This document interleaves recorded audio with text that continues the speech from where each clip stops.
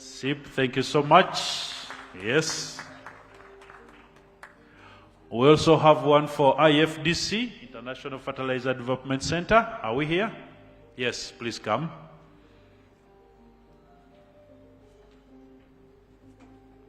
IFDC. IFDC. Okay. Yeah, please move up and get it.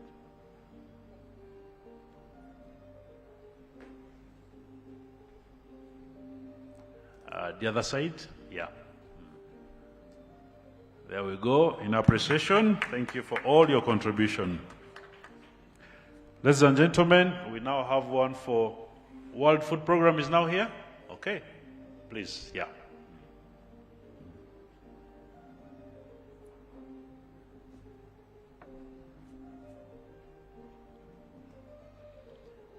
Yes, a round of applause to World Food Program. Thank you. We now have one for the Minister of Agriculture and Fisheries, Maif, and our request, okay? Yes.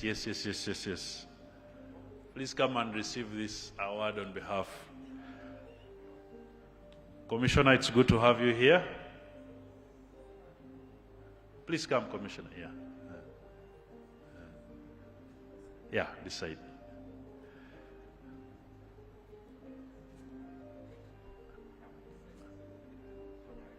Commissioner Alex Bambona made a very good presentation during this conference. Let's give him a round of applause as well. On behalf of Minister of Agriculture and Industry and Fisheries. Thank you so much, Commissioner. And now, we also have an award for NARO, National Agricultural Research Organization. And I will kindly request, yes, Dr. Titus Alichai to come and receive on behalf of NARO.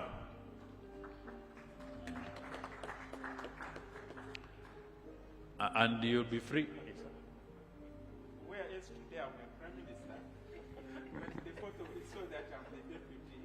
Let the chief person come and... Oh, yeah, I thought so. But you receive it. Okay. Dr. Kasim has handed the honor to the SIP country rep to do the honors. Received by Dr. Alichai. And Dr. Alichai is the Director of Research for the National Crop Resources Research Institute, NACRI, where what we're talking about falls. So he's the man that runs the show that side. We'd like to thank you. And Dr. Alichai, feel free to present this award to the council members that are with us here. So that is it. Thank you so much. A round of applause. May I now request my team to set up our cake. Ladies and gentlemen, we have a special cake from JP Bakery Limited, and these specialize in making pastry, confectionery from potato and sweet potato. So they have gifted us for the celebrations a cake that is made from sweet potato. A round of applause to JP Bakery Limited. And may I request the MD, JP Bakery, to come up front for recognition, and your team. Let's put it up on the podium.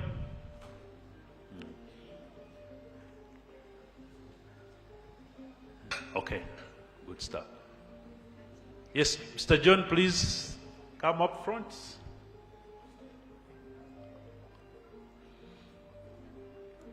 He's done this for us in recognition, in celebration of the International Day of Potato. Mr. John, please come and tell us about this potato first. Yes.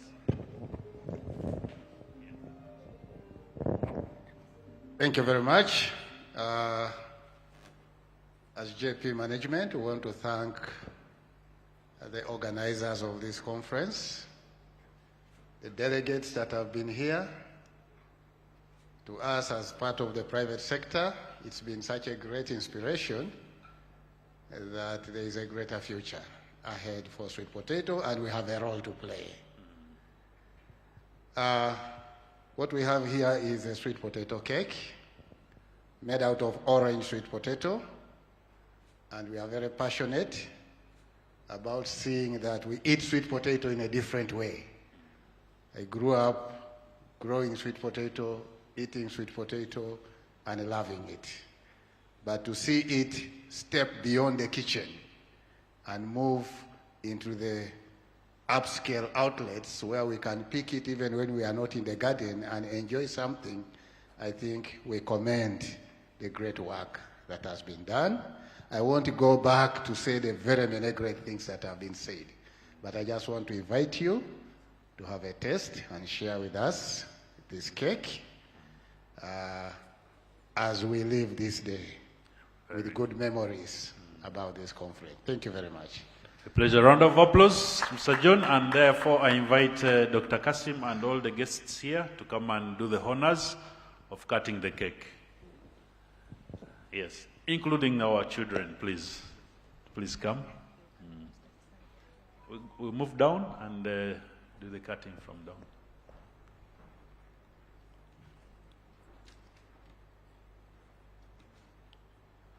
So, since the cake is from sweet potato, we will only start to cut it when I mention sweet potato, okay? When I mention any other crop, you say no. When I say sweet potato, you say yes, and the cutting goes ahead. We start now. Millet? No. Let me hear you. Millet? No. Rice? No. Cassava? Sweet potato? Yes. Aha. There we go. A round of applause, ladies and gentlemen. Very good. Thank you so much, our chief guest, for doing the honors. We'll now take our seats and we have a bite of the cake that has been served to us by JP Bakery Limited. Thank you, Mr. John and your team, for such a good job you've done in commemoration of International Day of Potato here in Uganda. Ladies and gentlemen, after we have had our share of the cake, I'd like to invite you to a group photo that is going to be taken right here. And then after that, we will have our lunch ready. And after that, it will be departure at leisure. We'd like to thank you so much for making it up to Uganda to be part of this conference and indeed the celebration of the International Day of Potato. Let the cake go around.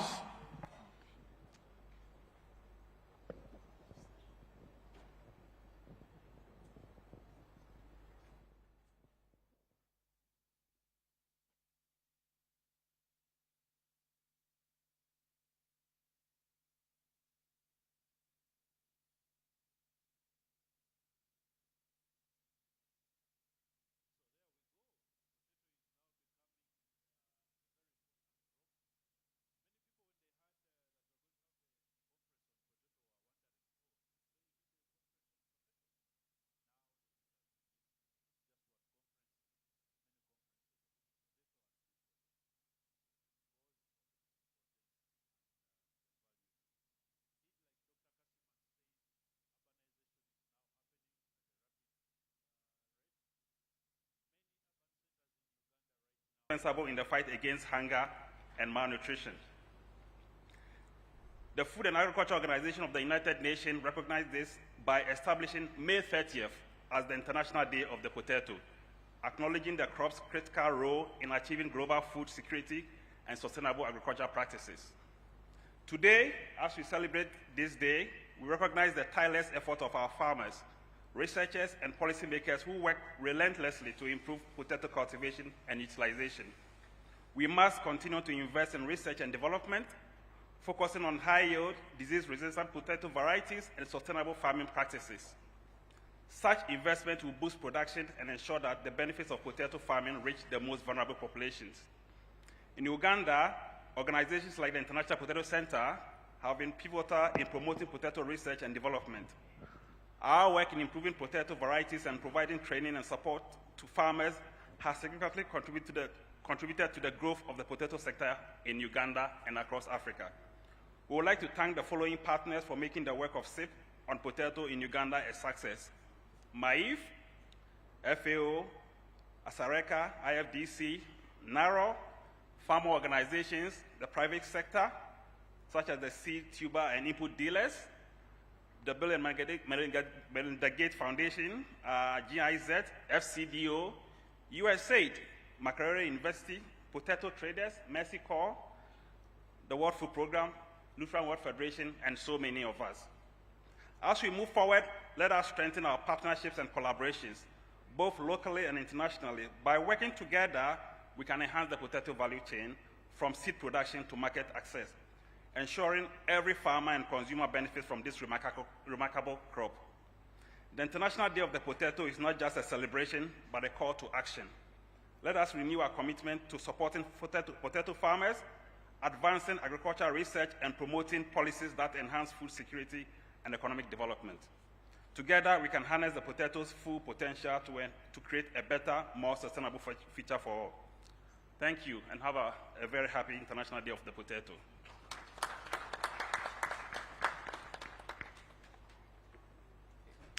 Thank you so much for those remarks and indeed the reassurance that you give us. We appreciate you as a key partner in the work that we do. Ladies and gentlemen, it's now my singular honor to invite the representative of our guest of honor, Dr. Sadiq Kasim, who is the Director General in charge of Agricultural Technology Promotion at Uganda's National Agricultural Research Organization, to come and deliver his remarks, being two-pronged, one to close the conference officially, but also speak to the International Day of Potato. Let's give him a round of applause.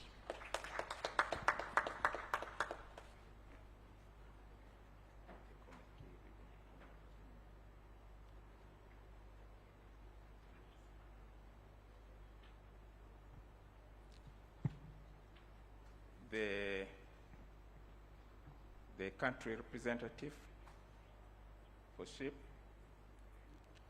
the director, the executive director, Sareka, the country representative, Kopia, my young chief guests who are with us here, all the dignitaries that are in this room, ladies and gentlemen. I'm here on behalf of the chief guest of the day, who is supposed to be the Right Honorable Prime Minister of the country, who has not been able to be with us here. Is on official duty in the other part of the country. I'm here to begin with to thank you so much for enduring for the entire week, discussing issues relating to potato and sweet potato. And I am very happy that my colleagues summarized very well what actually transpired. I will have a little time to communicate the communication that has arisen from this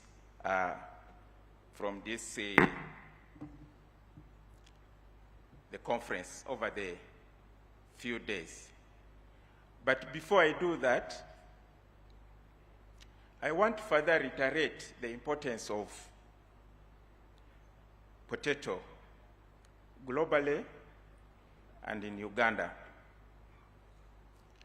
Globally, you know, the population has been growing.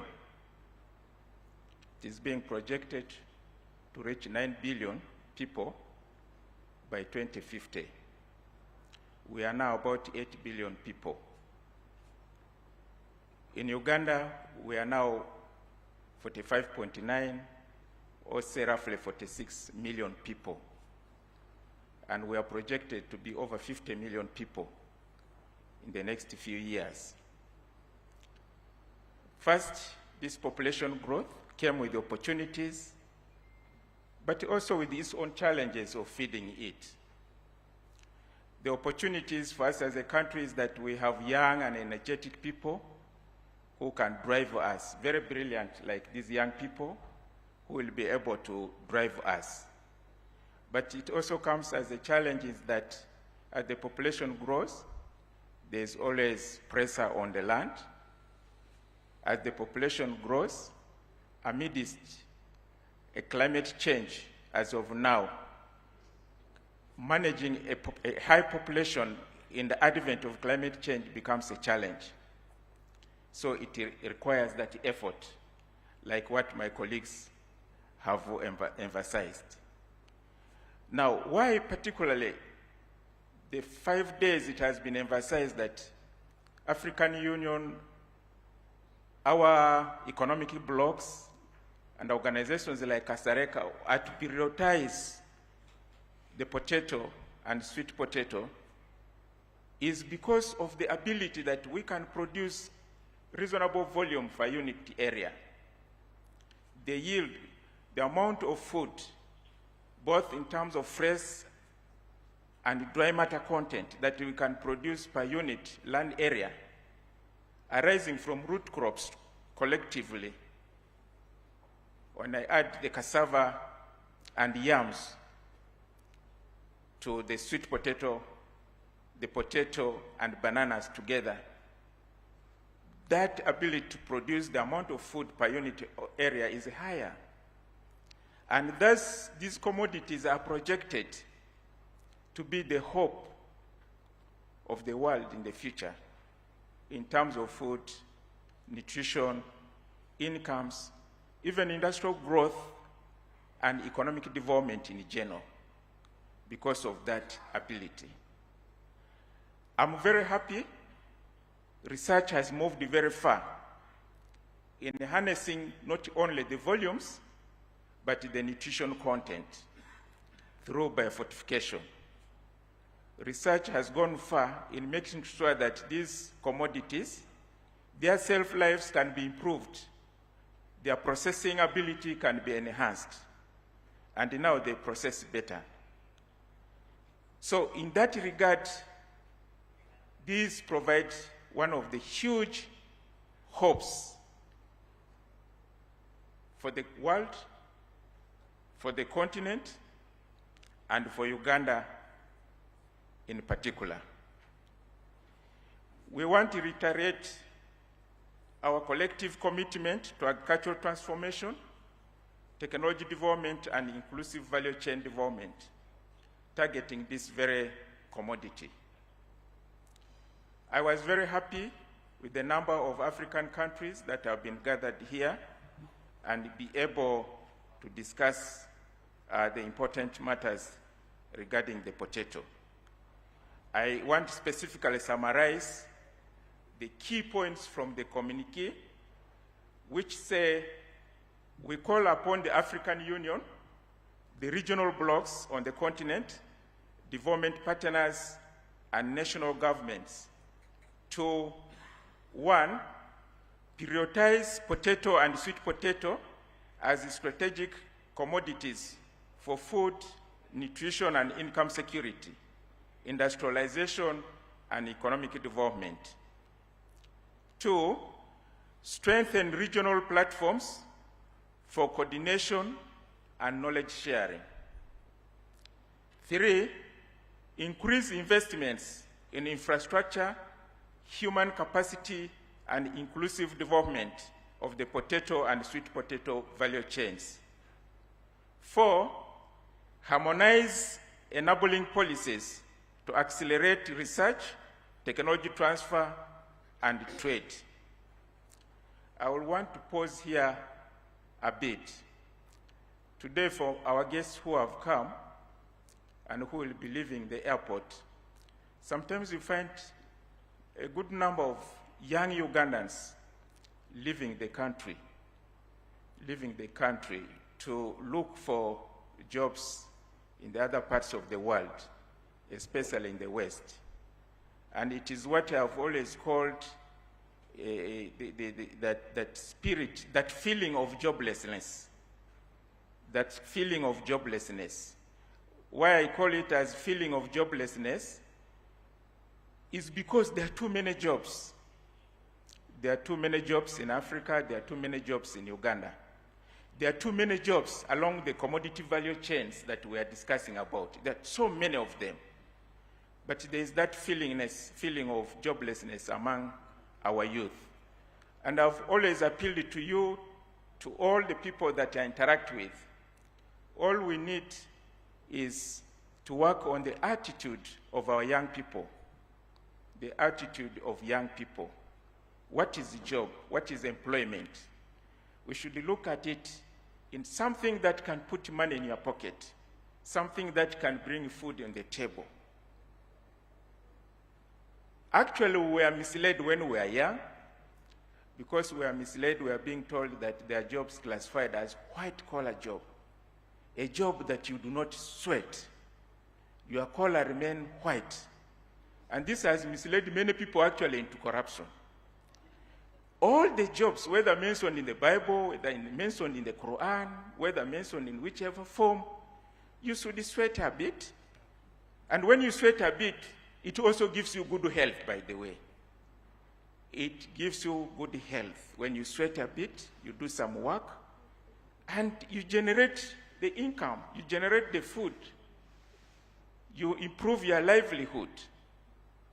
So when I look at that, away from those definitions of jobs, there are too many jobs.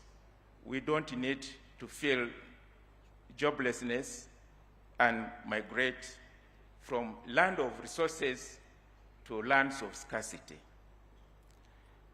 Now, five,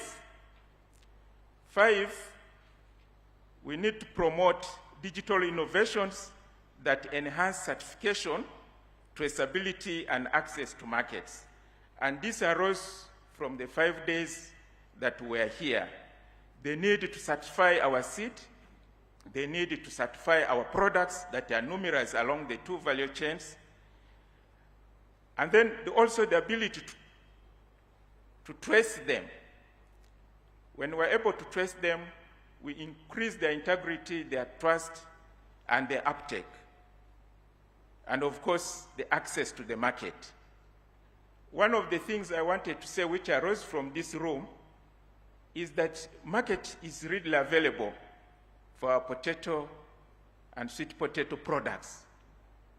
There are processing industries on the continent, including Uganda, that are already waiting for the raw material to process. And this promises a lot of market for this commodity that we can harness. 6, we need to develop and fund regional R&D strategy focused on the potato and the sweet potato. We need a strategy for the region, and I hear promises from Asareka as one of the players in the region, SIP, that we could be able to have a focused investment, a focused support, a focused strategy for research and development. Now, partners have always invested and put some resource in some key research aspects. The development aspects have always been left behind. I'm not saying this because I'm a Deputy Director General in charge of technology promotion or development. But what I want to say is that my colleague said the other day, when we generate technologies, when we generate solutions, if they have not gone to the people who use them, we have done nothing. That's what he said, we have done nothing.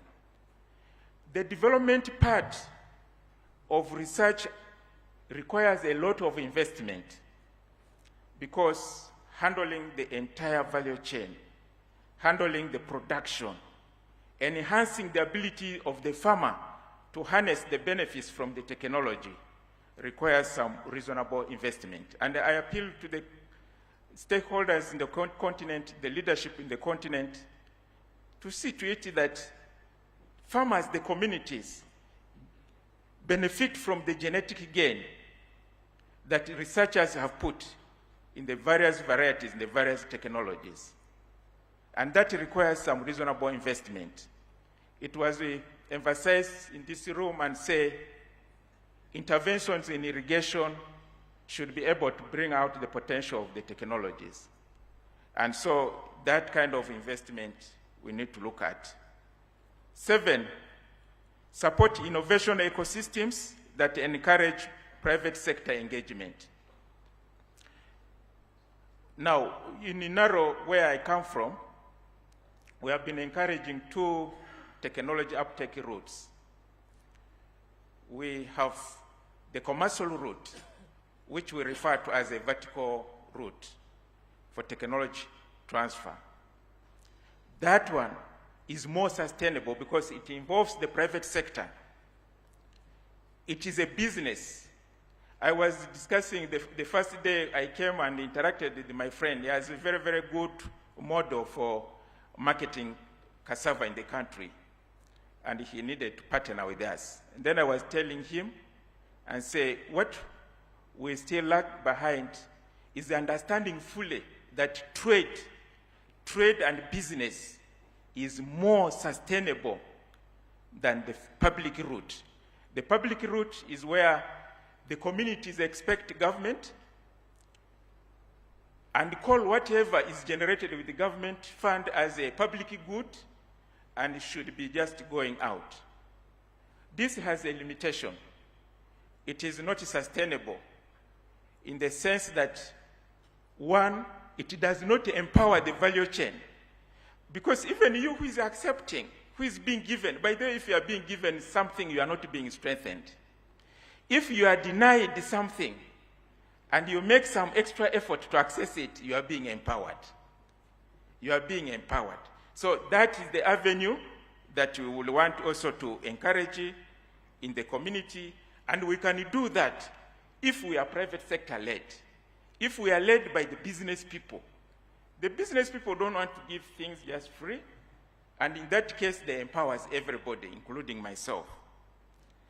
8, we need to ensure alignment with the Africa's food systems transformation frameworks and goals. So those were the highlights that arose in the 5 days that we have been here. I want to say something briefly to add on what my colleagues have said. Today, 30th of May, is the International Potato Day. It's a day for potato. And it's a day we value. Why? Because it's a day we remind ourselves, we create awareness about the importance of these commodities, about the importance of potato. In Uganda, we have so many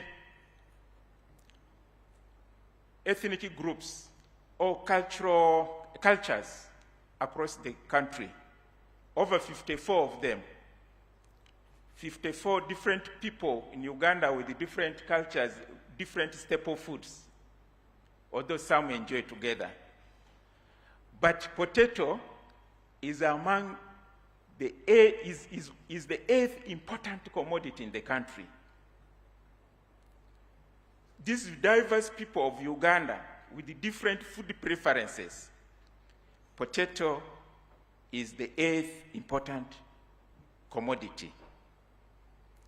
And it's going to rise further. 1, yes, the population is growing, and the population which is growing, we normally refer to them as the dot-com generation. The population that do not want you to begin serving them unnecessary food like the one I was eating, sorghum, millet, and what. They prefer the potato. Today, there is massive urbanization in Africa and in Uganda. We have tourist activities that attract a lot of population to the country. Whereas in Uganda, without matoke in the menu, they say there's no food. These visitors who come for tourism and the young people, they instead also prefer the potato. So this further tells the importance of the potato to come. It is very critical in the Kigezi, the Elegon, one of the farmers, well, farmers say it comes from Elegon, And from my own village in West Nile, in one of the highlands called Zombo, a place that also produces Arabica coffee of the highest flavor, the highest grade. So that importance is so wide, and we need to promote, and today is the day to cause the awareness. And I want to bring the awareness with one of the presentations that was made in this room. It was about regenerative agriculture. Regenerative agriculture. And we made some few comments that day. If we don't practice regenerative agriculture, this young, brilliant generation will not grow up healthy. They will not grow up healthy. We would have killed the environment, we would have killed the soil, they would have more food scarcity that they would be facing. Now, the regenerative agriculture does not mean, because I know there's some activists who misinterpret things. Regenerative agriculture does not mean that people should not use fertilizers. And I was very happy the presenter made it. Regenerative agriculture does not mean that people should not use pesticides. And I'm happy that the presenter made it. But what I was very happy with the presenter, he was talking about integrated pest management. He was talking about cultural ways of managing the soils. What does that mean? You are combining so many options. So when you combine so many options, none becomes a hazard to the soils. None becomes a hazard to the atmosphere. So he was talking about those combinations. Now, potato plays a very good role in regenerative agriculture. Why? The nature of potato is that we mold the soil first before we plant. Actually, both potato and sweet potato. We mold the soil first before we cultivate, before we plant. And in that way, if we do it across the contour, they already prevent soil erosion. When I was young, leave alone the farmers today, some are not doing the best. They would make sure that all organic residue are buried down. They are not collected and burnt or thrown away before they mold the potato heaps. They would mold with all the organic material in it. Eventually, land where potato is grown will remain with a lot of humus, with a lot of the good structure of the soil. And such a soil will feed us from generation to generation. So this is one of the importances of potato that has never been emphasized, but I was very thrilled with the presentation that was talking about regenerative agriculture. So I want to summarize by saying that I really want to thank you so much. I want to thank the President of our country for one thing that I said personally in the opening of the session here. He came to power when our life expectancy as a country was about 54 years. Life expectancy was around 54 years.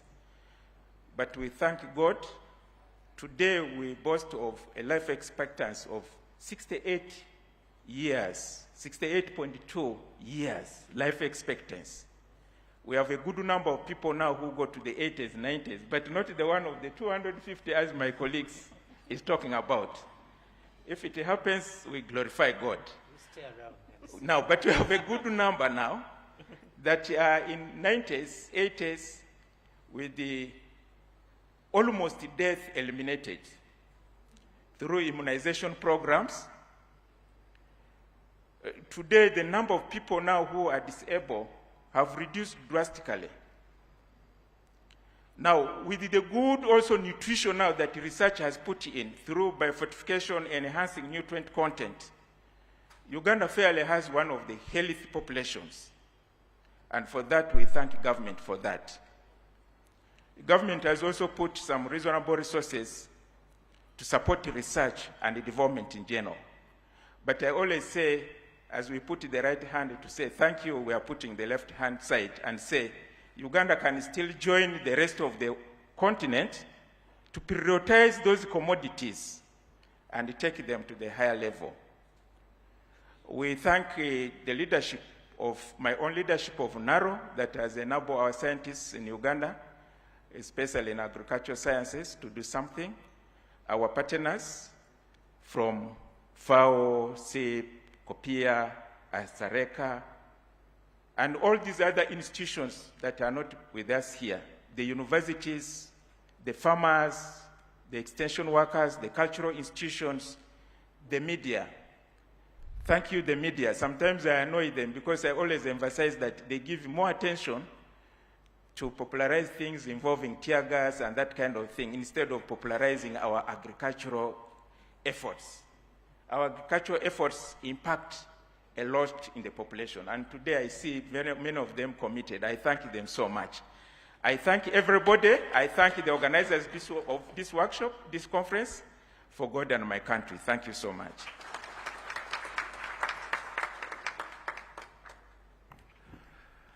Thank you, Dr. Kasim, for those remarks and for always being, for always sharing new knowledge. I know you're very passionate about agriculture, technology promotion. You strive every day to ensure that the research result reach the end user. And I'd like to thank you for all the effort you put into that. Ladies and gentlemen, we are now going into our next segment of the closing ceremony, and which is to award some partners that we have worked with through the organization of this conference. And I'll request Dr. Kasim to do the honors of handing over these awards to the recipients. First, we have an award going to COPIA. Yes, a round of applause. We shall perform it right there. Yes. That goes to COPIA in appreciation for all the contribution they have made. Thank you. Next, we have an award going to World Food Program. World Food Program, please, a representative, come and pick this recognition. World Food Program, are they here? If they're not yet here, let's go to FAO, Food and Agriculture Organization. Are we here? Yes, please come and receive this award. FAO, please come.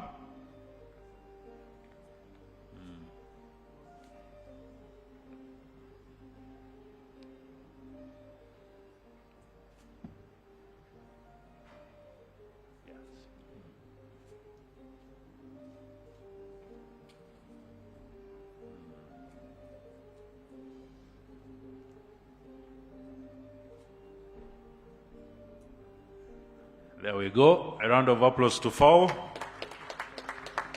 Thank you so much. May I invite the country rep, SIP, to come and receive an award on behalf of your organization.